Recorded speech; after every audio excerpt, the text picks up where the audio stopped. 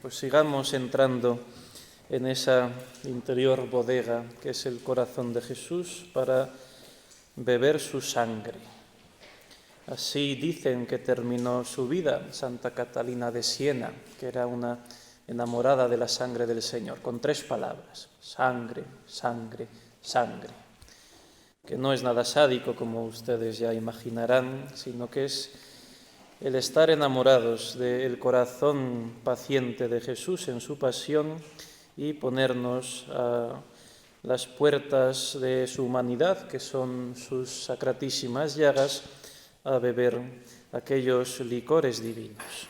Sigamos hambreando a Dios y, como les dije también ayer en la introducción, lo importante será rezar. La observancia de los detalles nos hará sacar provecho de estos días de retiro, la oración personal. Lo que aquí pueda decir el padre predicador poco importa.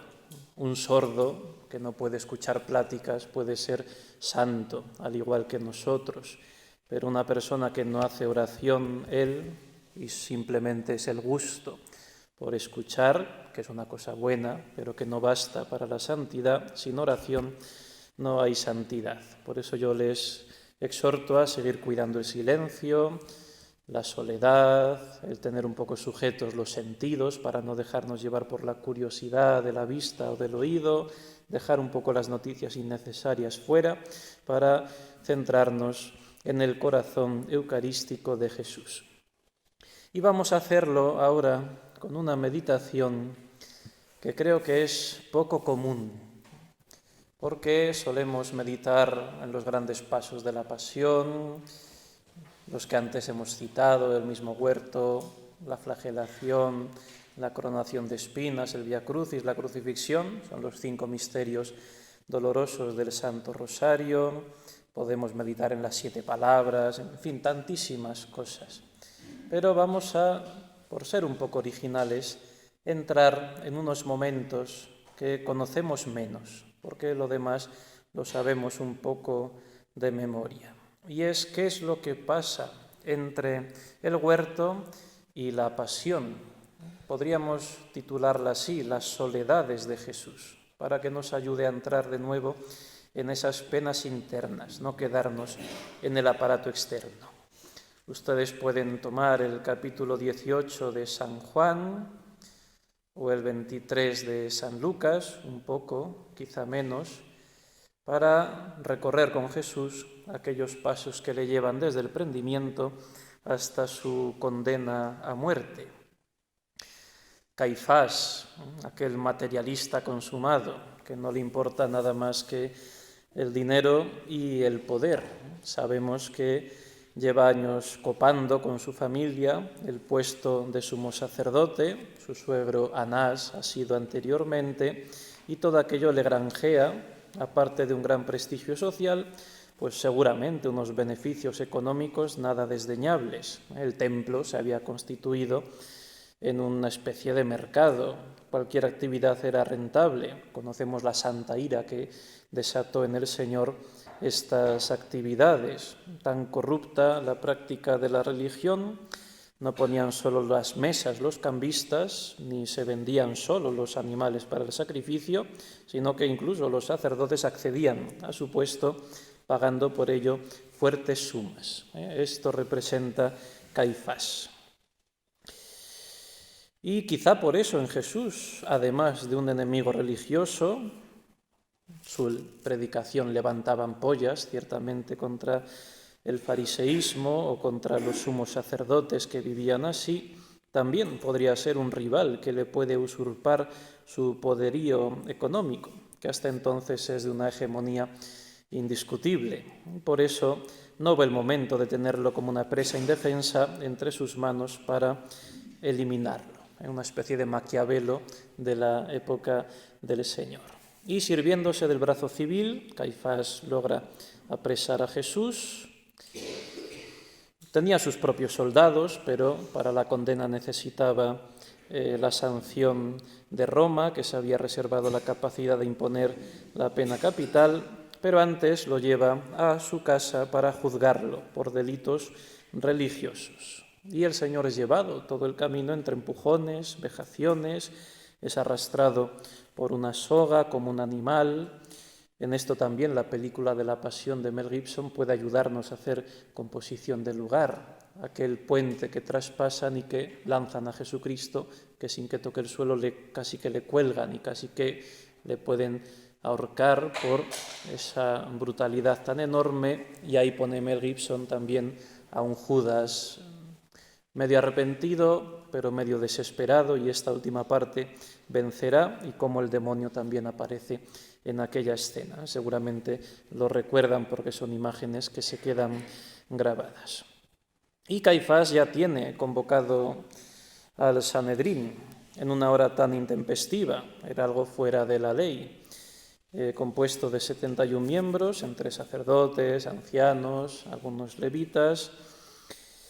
Y si el prendimiento de Jesús habría tenido lugar a la 1 más o menos de la mañana, podemos figurarnos para hacernos esa composición en el huerto, teniendo en cuenta que el cenáculo pues habrían llegado sobre las 10, en fin, no sé, esto ya son composiciones que nos hacemos, y por eso la hora santa de los jueves se suele hacer entre las 11 y las 12, porque quizá esa es la hora que Jesucristo estuvo en el huerto, venían del cenáculo, y después de esa hora y de esas 3 horas incluso que dice el Evangelio, pues Jesucristo sería prendido. En fin, no sabemos exactamente el momento, pero el Sagrado Corazón vino a pedir a Santa Margarita esa hora santa de reparación que suele colocarse de manera tradicional entre las 11 y las 12 de la noche del jueves.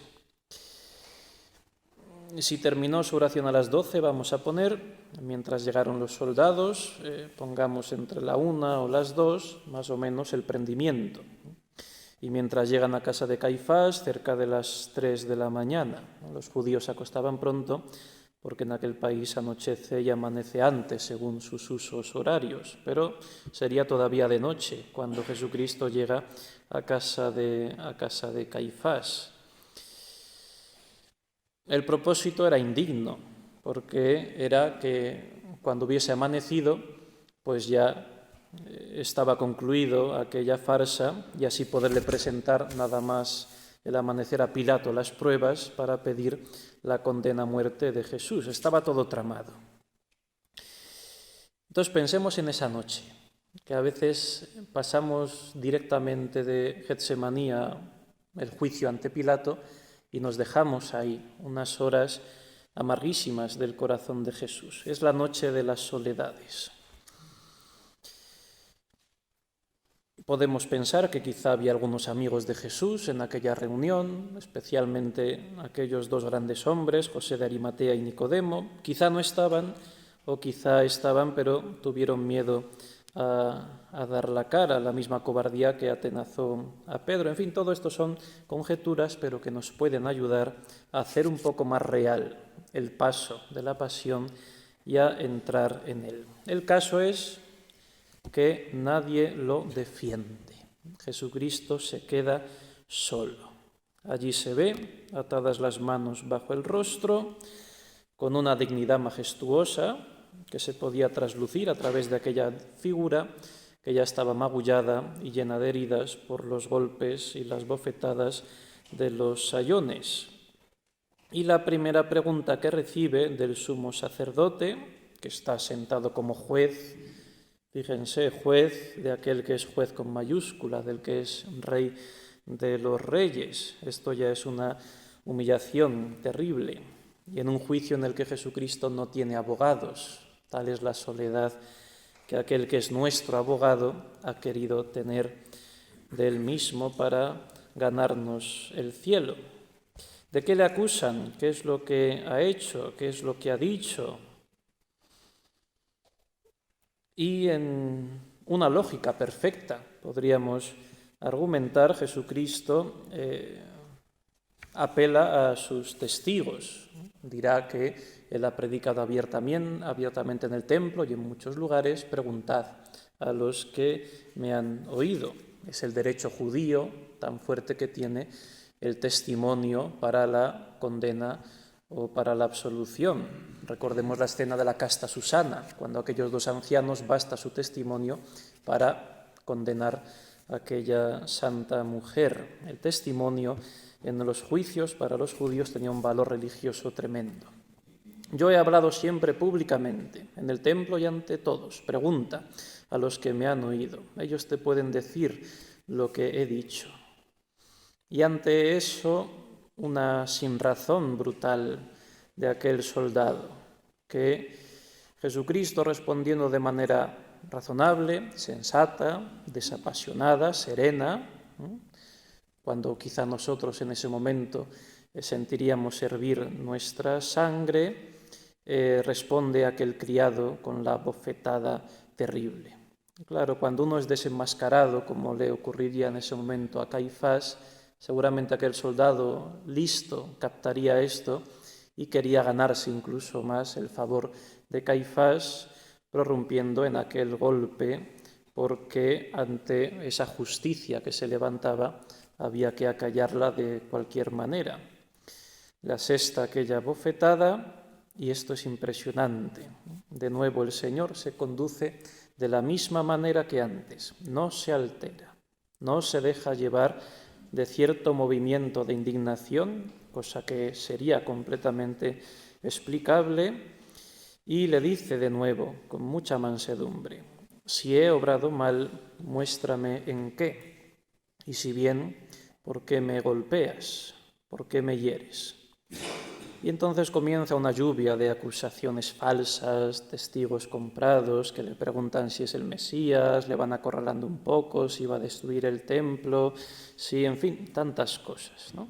Hasta que Caifás rompe toda aquella gravía y pronuncia un conjuro, que no son los hechizos de los cuentos mágicos y demás, sino un conjuro en el sentido moral del término, que es conminar al otro bajo juramento a decir la verdad, es decir, invocar a Dios por testigo de que le diga la verdad. Yo te conjuro a que tú nos digas si eres el Mesías, el Hijo del Dios vivo.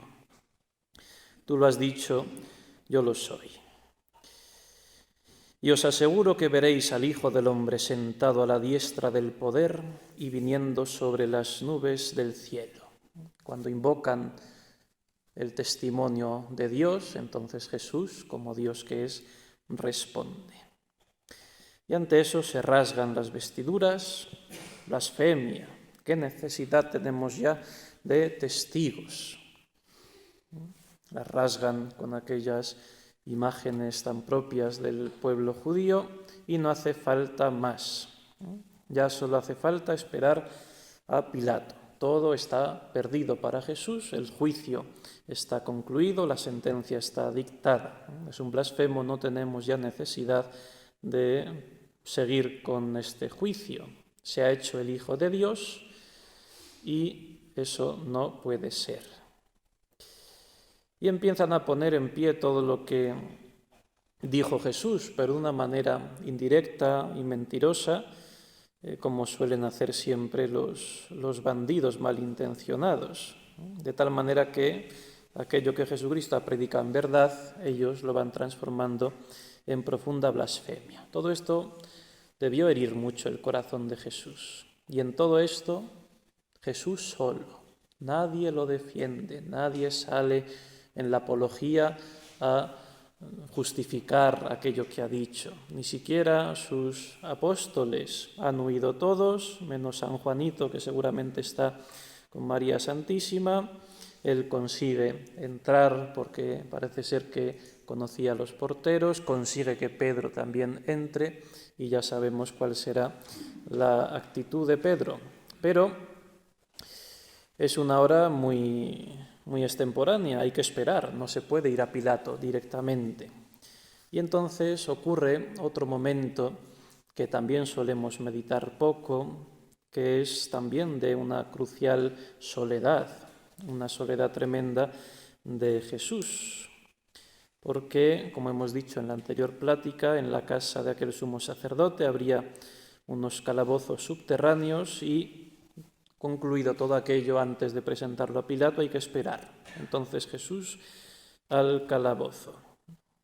Cuando uno visita Tierra Santa, puede ir a la iglesia de San Pedro in Gallicantu y en unas excavaciones que hay, recrear una especie de calabozo y de pozo donde pudieron poner a Jesús a la espera del futuro juicio, también falso, de Pilato.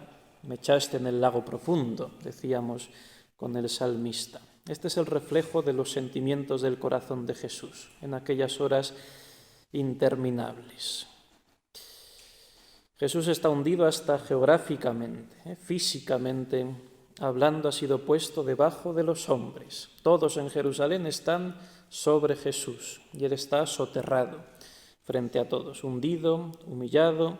Los pies de todos caminan sobre Jesús. Su vientre está pegado al suelo, se le aprieta contra el polvo de la muerte, en lo profundo de un calabozo lúgubre, frío, húmedo. Es muy interesante como Dante en su Divina Comedia, cuando describe a Caifás y a Anás, los coloca precisamente en una posición semejante a esta.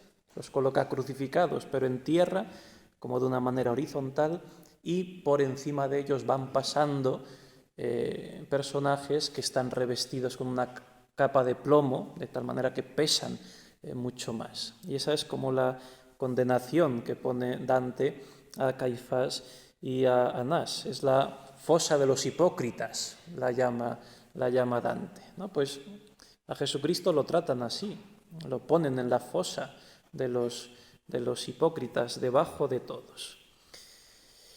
Y claro, hasta que uno no ha experimentado un calabozo así, pues quizá no nos podemos imaginar. Yo no sé si aquí hay algún expresidiario, pero es verdad que las cárceles de hoy tienen poco que ver con el trato en aquellos días. El mismo San Juan de la Cruz, cuando estuvo en Toledo, en la cárcel por sus hermanos carmelitas, llegó un momento que llegó a desear el día de la semana en que le sacaban para darle golpes y la disciplina circular, todos iban pasando, a pesar de lo que sufría, pero llegó a desear que viniera el día de la semana que ocurría esto para poder ver los rostros de los frailes. Eran lobos rapaces con él, pero él deseaba verlos por recordar que existía gente en el mundo. Claro, hasta que uno no experimenta esto quizá no lo podemos hacer nuestro. Pero nuestro Señor en su juicio estaba rodeado de gente, pero ahora está metido en aquel calabozo, solo, despojado de toda compañía. Y recordemos que el corazón de Jesús es el más sensible, así como la afrenta de los amigos y de los amados, la traición que se siente, es lo que más nos hace sufrir. El enemigo está enfrente, yo lo combato. El amigo que me traiciona es lo que me causa sufrimiento. En el fondo, para Jesucristo todo eran amigos, porque Él ha transformado a sus enemigos en amigos porque los ama hasta dar su vida por ellos, y por cada uno sufre el corazón de Jesús en aquella soledad. Bien, pronto se terminará aquella soledad, pero con que estuviera tan solo una hora con aquella sensibilidad hubiera bastado para ser una parte importante de su pasión. Pues nosotros tratemos de acercarnos a mirarle, de ponernos tan cerca de su rostro que podamos sentir su aliento jadeante, cansado, doliente. Hagamos como María, pongamos aquel oído sobre la losa para acercarnos lo más posible a Jesús, contemplándolo como está, con los ojos bajos, con los párpados cargados por el cansancio y las palizas, de los que a lo mejor brotaría alguna lágrima. Y así, junto a Jesús, preguntarle: ¿qué hay, Jesús, en tu corazón? ¿Qué piensas? ¿Qué sientes? ¿Qué esperas? ¿Qué deseas? ¿Qué temes? Dice San Pablo en la carta a los Filipenses, antes de introducir aquel himno que parece ser un himno de la liturgia, que en el Novus Ordo se reza en las vísperas de los viernes. Cristo, a pesar de su condición divina, no hizo alarde de su categoría de Dios, etc. Justo antes dice: tened entre vosotros los mismos sentimientos que tuvo Cristo Jesús. Los sentimientos son las emociones, lo que suelen sintetizarse en aquellas 4 principales, ¿no? Gozo, esperanza, dolor y temor. Pues preguntémosle a Jesús, ¿con qué te gozas en ese momento? ¿Qué esperas? ¿Qué esperanzas tienes en ese momento? ¿Qué te duele? ¿Y qué temes? Para sintonizar con los sentimientos del corazón de Jesús que está en el sagrario. Y esa misma soledad que estamos meditando está hoy en tantos sagrarios abandonados. Y no solo en el sagrario, podemos aprovechar también.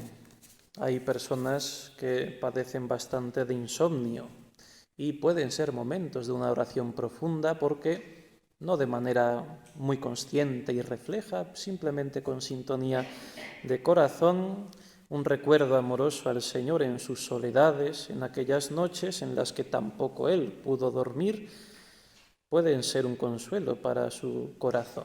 Es una ocupación de amor, aprovechar esos instantes. Una compañía dulce, sabrosa, sosegada, quieta, aquel a quien ama Jesús, pues en esta ocasión le está consolando. Como dice la esposa del Cantar de los Cantares, me senté a la sombra del que ama mi alma. Pues sentarnos a la sombra de Jesús, sin decir, no hace falta decir, sino simplemente estar, como María de Betania, a los pies de Jesús, como Juan recostado en el cenáculo. Yo puedo aliviar, aligerar, endulzar un poco esa soledad tan terrible. Esto puede ser materia de meditación muchas veces, la soledad de Jesús, y quedarme ahí con Él, sin necesidad, como digo, de hablarle, ni tampoco de que Él me hable. Hay veces que parece que lo único que deseamos es que Jesús nos explique, nos diga, nos responda, busque soluciones a nuestros problemas, y a lo mejor Él simplemente pide que estemos a su lado, como aquellos que amando a los enfermos en un momento determinado, pues no es cuestión de decirle muchas cosas, de explicarle motivos, de ofrecerle soluciones para que sus sufrimientos sean menos dolorosos. Basta la compañía silenciosa pero amorosa es lo que más consuela a los enfermos. Pues estar así con Jesús, porque Él está así con nosotros. Quedaos aquí, velad conmigo, meditábamos ayer. Pues estos son también momentos de quedarnos con Él y velar en silencio. Y estando en esa situación, pues viene otra triste comitiva, que es la de los esbirros del sumo sacerdote. Quizá pensaron que no les merecía la pena acostarse, porque al poco iba a amanecer, iban a tener que ponerse en marcha, y total, para 1 hora o 2 horas que tenían, pues vamos a divertirnos un poco con el reo. Y también irían a aquel calabozo y todo tipo de insultos, blasfemias, burlas, incluso de golpes, repitiendo a lo mejor aquellas burlas que después tendría con la caña, haciéndole rey, con la coronación de espinas, con el cubrirlo con el supuesto manto real, pues todo aquello. El Evangelio, como saben, sintetiza mucho y resume. Aunque en los pasos de la pasión es muy rico en detalles, no podemos pensar que lo contó todo. Pues cuánto más habría en esos momentos. Y se dirigen a Jesús, seguramente traen un braserito para no pasar frío ellos, cuando saben que Jesucristo está también pasando frío. También esto a veces no lo podemos imaginar. En nuestro mundo moderno raramente pasamos frío. Todos tenemos mantas, calefacciones, pero cuando uno pasa frío de verdad, pues sabe que aquello no es poca cosa.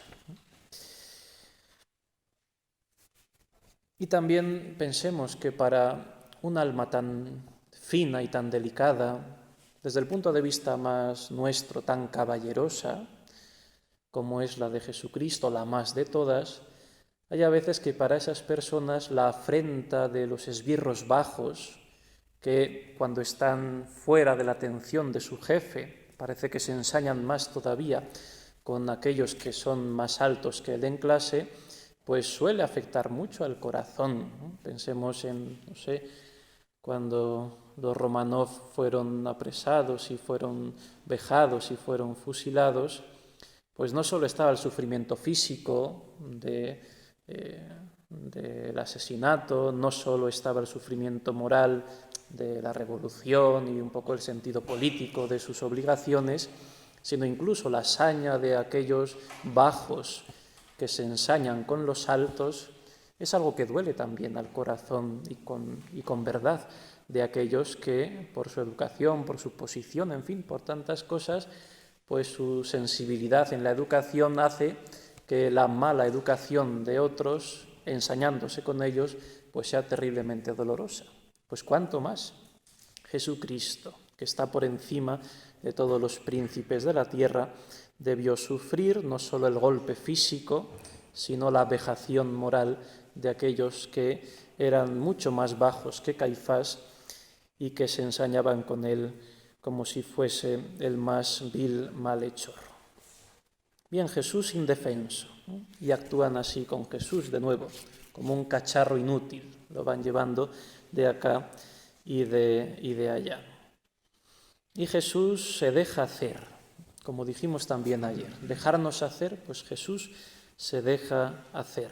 Cuanto más manso es el cordero, más sanguinarios se vuelven los matarifes en muchas ocasiones, porque en esa mansedumbre ven un señorío que a ellos mismos les culpa y por tanto para acallar aquella voz de conciencia tienen que recrudecer sus prácticas.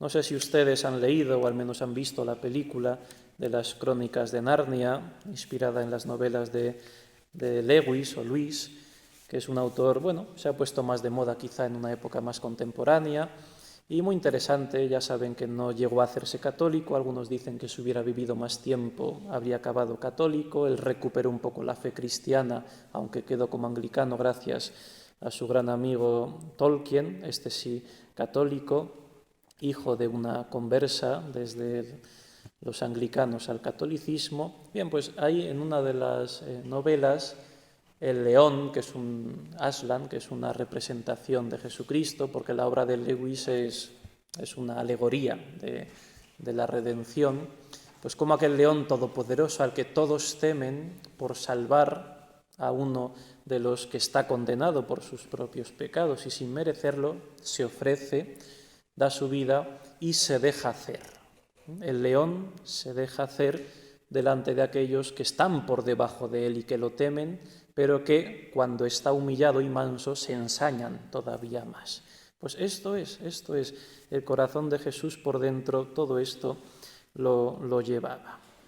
Nos dice el Evangelio, podemos colocarlo en esta escena, como cubren a Jesús los ojos con un paño, comienzan a desnortarle, le hacen perder el sentido de la posición, a darle vueltas y a bofetearlo y a golpearlo, ¿no? Adivina quién te ha pegado, haz de profeta. El que se creía profeta, pues así se ríen de él y bueno, le dirigirían también, como aquella caterva de gente sin crianza suele hacer, pues palabras muy obscenas que sonarían como latigazos en los oídos de la pureza infinita de Jesús. Bien, el condenado puesto en sus manos, sin ningún derecho, como una pelota, a la que podían dar libremente cuantos puntapiés les viniese en gana. Lo dice el profeta Isaías acerca de Jesucristo y Jesucristo lo hacía suyo. Ofrecí mi espalda a los que me golpeaban, mis mejillas a los que mesaban mi barba, no hurté mi rostro a afrentas y salivazos. Pues acompañemos a Jesús en este momento de soledad tan duro y esperemos con él la amanecida del Viernes Santo. Grande es la soledad de Jesús. Pero hay otro momento también que quería yo comentar, porque cuando termina toda aquella burla, amanece, Jesús es trasladado de una parte a otra, de casa de Caifás, ya en dirección de salida hacia la casa de Pilato. Quizá podemos colocar ahí el episodio del encuentro con el apóstol Pedro, que se estaría calentando en aquel fuego cerca de la puerta y donde aquella mujer y otros le habrían descubierto como Galileo, como seguidor de Jesús, le habrían puesto en la situación de confesar o de ser cobarde, y aquel apóstol tan fervoroso pues no se había mostrado tanto en esa situación. Y al pasar por un patio en el que se calentaban, pues allí conducirían a Jesús y se cruzaría con Pedro. Pensemos que Jesús ha pasado toda la noche en el calabozo, pero Pedro quizá esas horas no pasan en balde, no estaría simplemente conversando tranquilamente, viendo la situación. También pasan esas horas para el apóstol Pedro, que viene del cenáculo, viene del huerto, viene del prendimiento, no comprende a lo mejor el desarme que le hace el Señor ante Malco cuando San Pedro le corta la oreja. Estaría como en un rincón ahí agazapado, porque al comienzo seguramente le acusaron de ser amigo del Galileo. No tenemos por qué poner las 3 negaciones justo seguidas, sino pueden ser en momentos un poco distanciados. A medianoche se repetiría la acusación y cuando ya van a conducir al Señor seguramente pues se ha triplicado la acusación de ser discípulo de Cristo. Y las 3 veces Pedro, con una seguridad en sí mismo, en la que se ponía de manifiesto aquella arrogancia que él a veces solía utilizar, pues ahora esa misma la pone al servicio de la mentira. Esas 3 veces ha negado conocer siquiera a aquel hombre. Quizá no se ha dado cuenta del todo, es su miedo febril de lo que le viene encima, lo que le hace negar, pero ha negado, y esta es la hora en la que ve pasar a su amigo Jesús, a quien él había confesado, incluso como Dios, siendo el cabeza de los apóstoles. ¿Y vosotros quién decís que soy yo? Pedro toma la palabra y dice: tú eres el Mesías, el Hijo del Dios vivo. Y entonces viene la promesa de las llaves a Pedro. Tantas veces había salido seguramente con amor apasionado y ardiente en su defensa, con aquel temperamento sanguíneo que le caracterizaba, y sin embargo al verle pasar ahora, siente ponerse de pie ante él toda la monstruosidad inmensa de aquel pecado de cobardía, de infidelidad, una especie de gratitud a la apostasía, porque es lo que al final hace ahí San Pedro, sin que sea una apostasía en el sentido sobrenatural de la fe. Esto los teólogos incluso reflexionarán sobre ello, pero sí al menos una cobardía grave, una negación. Esto es muy interesante porque si vemos, Judas no se encuentra con Jesús. Y a lo mejor tuvo también, porque la gracia de Dios siempre está, el impulso del Espíritu Santo para arrepentirse. Pero al no encontrarse con Jesús, agazapado, envuelto sobre sí mismo, fue llevado a la desesperación. Esto es lo que hace el diablo con nosotros. Quiere que nos miremos a nosotros, incluso bajo apariencia de verdadero arrepentimiento, entrar en una tristeza que es un torbellino que no nos hace salir y llevarnos a la desesperación. San Pedro a lo mejor empezó también por ese camino así agazapado, pero es el encuentro con Jesús. Es el encuentro con Jesús el que le saca de esta situación. Y entonces San Lucas, que es el escriba de la misericordia de Dios, como lo llama San Jerónimo, le bastan 3 palabras, solo 3 palabras, no hace falta más. Dominus respexit Petrum. El Señor miró a Pedro. No hace falta que describa más, ni cómo fue la mirada, ni se detiene a darnos detalles, ni por dónde iba Jesús, ni las circunstancias en que se produjo aquel encuentro. No lo necesitamos. Nos basta saber que aquel Pedro, que al cantar el gallo por segunda vez, que es lo que estaba sucediendo entonces, ya había negado al Señor 3 veces, se encuentra de bruces con aquel océano de claridad, de serenidad y de misericordia, que eran los ojos hermosos, piadosos y llenos de lágrimas de Jesús. Es entrar en el piélago que supone el océano de la misericordia de Dios. San Juan de la Cruz lo dice así: gocémonos, amado, y vámonos a ver en tu hermosura. Al monte y al collado domana el agua pura, entremos más adentro en la espesura. Esto es lo que experimenta Pedro. Dentro de su situación tiene un momento de contemplación. Y esto es lo que le saca de su situación. Sin palabras, no hacen falta muchas palabras. Tiene entonces lo que tenemos que pedir nosotros: conocimiento interno de Cristo, como decía San Ignacio, para más amarle y seguirle.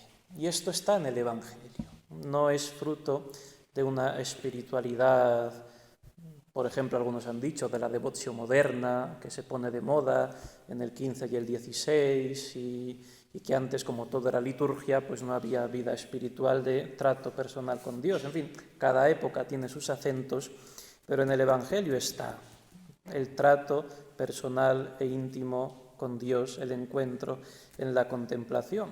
San Pablo lo dice en muchas ocasiones en su carta a los romanos: no sabemos mentem Christi. Nosotros tenemos la mente de Cristo. Y mente aquí no en un sentido de potencia intelectual simplemente, sino mente en el sentido de toda la persona, de su interioridad, de su corazón. Podríamos nosotros traducir los mismos sentimientos de Cristo Jesús, ya lo hemos citado antes. Y ese conocimiento interno lo experimentaron los santos. San Pablo a los Gálatas: me amó y se entregó por mí. Y eso que él no había en principio conocido físicamente en su vida mortal a nuestro Señor. Y dice: me amó y se entregó por mí. No por nosotros, in genere, sino por mí. Y esto es lo que perseguimos. Si conocieras el don de Dios, dice Jesús a la samaritana, tú pedirías ese don, que es el don del agua viva, del vino de las bodegas del Señor, del amor del corazón de Jesús, vivo y palpitante. San Pablo, también a los filipenses, poco después del otro: todo lo tengo por basura, con tal de ganar a Cristo, de adquirir el conocimiento de Cristo Jesús, mi Señor, y de existir en Él. El mismo San Pablo pide la comunión con sus padecimientos. Llega incluso a inventar palabras nuevas que no existían en el griego, en la koiné, que era el griego común que se hablaba y en el que se escribe el Nuevo Testamento y en el que se escribe San Pablo. Inventa palabras nuevas con prefijos para mostrar que tenemos que padecernos con Cristo para morir con Él y así resucitar con Él. Palabras que no existían, San Pablo las usa porque no había otra manera de explicar este misterio. A más conocimiento de Cristo, más amor. Y esta es la vida de los santos y es lo que nosotros pues no tenemos. Dice San Juan de la Cruz en la subida al Monte Carmelo: veo que es muy poco conocido Cristo de los que se tienen por sus amigos, pues los vemos andar buscando en Él sus gustos y consolaciones, amándose mucho así, mas no sus amarguras y muertes, amándole mucho a Él. Porque Él es, como dice el propio San Juan de la Cruz en su cántico, una mina. Hay mucho que ahondar en Cristo, porque es como una abundante mina con muchos senos de tesoros, que por más que ahonden nunca les hallan fin ni término, antes van en cada seno hallando nuevas venas de riquezas acá y allá.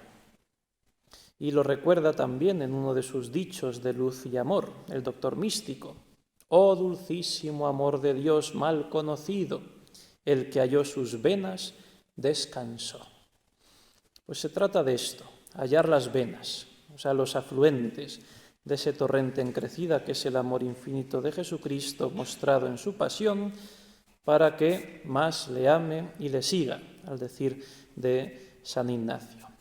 De tal manera que, como dice el Kempis, no hacer cosa, ni decir palabra notable, que no la dijera o hiciera Cristo si estuviera en el estado que yo estoy y tuviera la edad y salud que yo tengo. Es la sintonía de corazones que me lleva a la sintonía de la vida. Y Jesucristo nos invita a esto, ¿eh? Quedaos aquí, velad conmigo, permaneced en mi amor. Sor Isabel de la Trinidad, ya canonizada, aquella carmelita de Dijon, que es un monumento a esa penetración de los dones del Espíritu Santo, especialmente esa sabiduría que gusta del misterio de la Santísima Trinidad, como solo ella sabe exponer, cuentan que el día, al poco de entrar en el convento, o a lo mejor fue antes, ahora mismo no recuerdo, pues bueno, había costumbre de hacer unas preguntas a las futuras carmelitas, preguntas típicas de monja, ¿no? Pues de qué muerte te gustaría morir, cuál es tu santo favorito, en fin, estas cosas que así luego si las canonizan pues se puede recoger y se publica, ¿no? Estas cosas de monjas. Y le preguntaron, ¿no? ¿Cuál es tu libro favorito?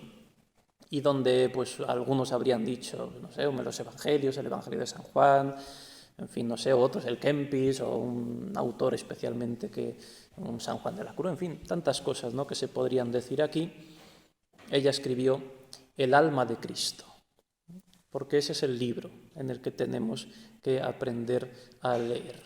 Y al poco de entrar también, otra de las escenas que cuentan de ella, estaba acompañando a la priora en no sé qué negocios, en fin, en un momento determinado ella se despista y la madre la pierde de su vista y se encuentra en mitad del claustro, que habría aquellos típicos cruceiros de piedra tan hermosos, quizá incluso con el Cristo representado. Se la encuentra así mirando a la cruz, la madre priora, y le pregunta: hermana, ¿qué hace? Y contesta Sor Isabel: me estoy pasando al alma de mi Cristo. Bien, pues de esto se trata, ¿no? Cuando contemplamos a Dios, sea en su pasión, sea en otro paso, cuando contemplamos a Jesucristo, es pasarnos al alma de Cristo, para descubrir no los aspectos externos, para conocerlos mentalmente, sino para sentir al unísono con su corazón interno. Esto le ocurrió a Pedro cuando se encontró con aquellos dos ojos. Pues así nosotros, ¿eh?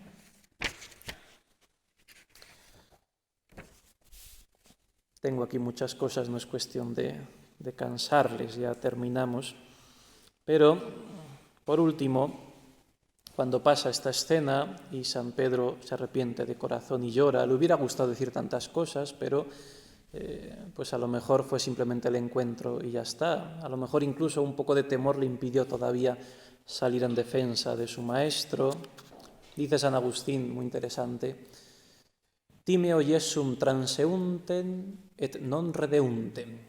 Temo a Cristo que pasa y no vuelve a pasar.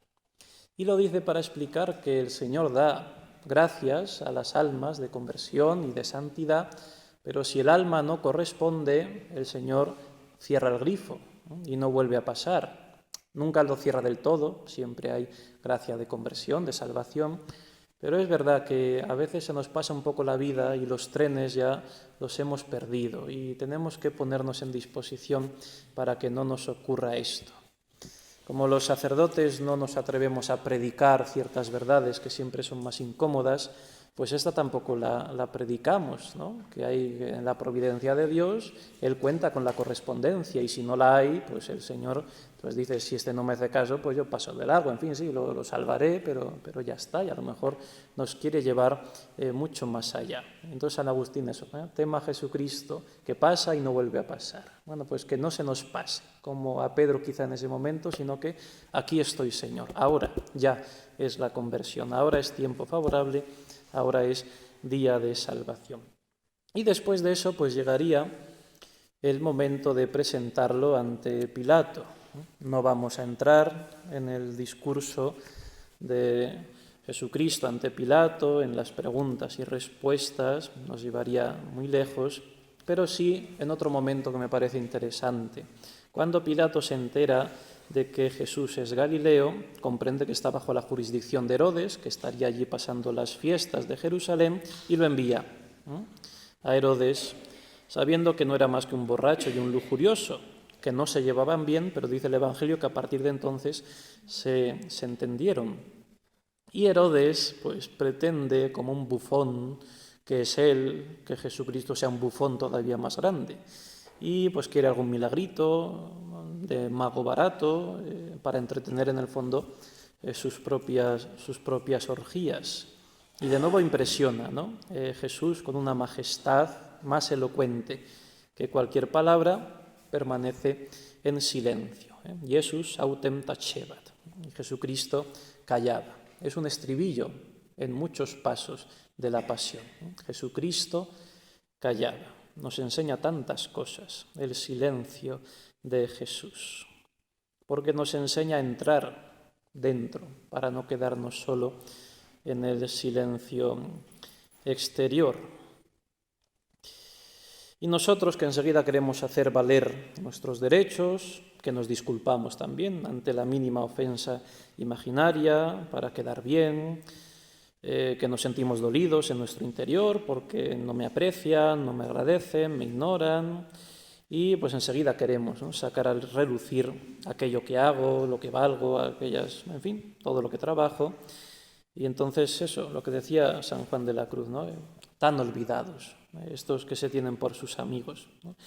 Vivimos olvidados de la pasión de Cristo, lo imitamos muy poco, lo entendemos también muy mal si no entramos en estas sendas de la soledad de Jesús y del silencio de Jesús. Tenemos que pedirle que nos enseñe a amar su pasión, pero amar también sus soledades y silencios, para que nos podamos gozar cuando Él proporcione ocasiones de practicar un silencio ante una afrenta, que nos podamos gozar como Él en el misterio de Dios, sumergidos frente a toda la hojarasca de palabras innecesarias que a veces empleamos y que son pues inútiles, porque en el fondo lo que hacen es robar la paz del alma, ¿no? Porque la paz se mantiene solo si nos mantenemos en Dios y en su verdad, no en la verdad de los hombres, que suele ser una mentira revestida de oropeles y de apariencias. Jesús calla. Y a partir de entonces no vuelve a abrir la boca hasta que con sus 7 palabras nos deje el testamento espiritual. Bien, pues pueden ustedes meditar con el paso que quieran, sea con esto, sea con escenas más conocidas, pero que el enfoque sea este, el del silencio y el de la soledad de Jesús, para que en ese silencio y en esa soledad se me comuniquen los secretos de su corazón, que es lo que buscamos, porque es lo que es capaz de renovarnos totalmente, haciendo nuevas todas las cosas, también haciendo nuevo nuestro pobre corazón. Dios te salve María, llena eres de gracia, el Señor es contigo, bendita tú eres entre todas las mujeres y bendito es el fruto de tu vientre Jesús.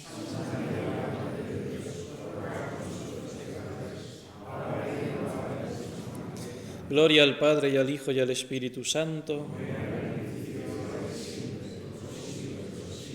Sagrado Corazón de Jesús, Inmaculado Corazón de María, nuestro Padre y Señor San José, Ave María Purísima.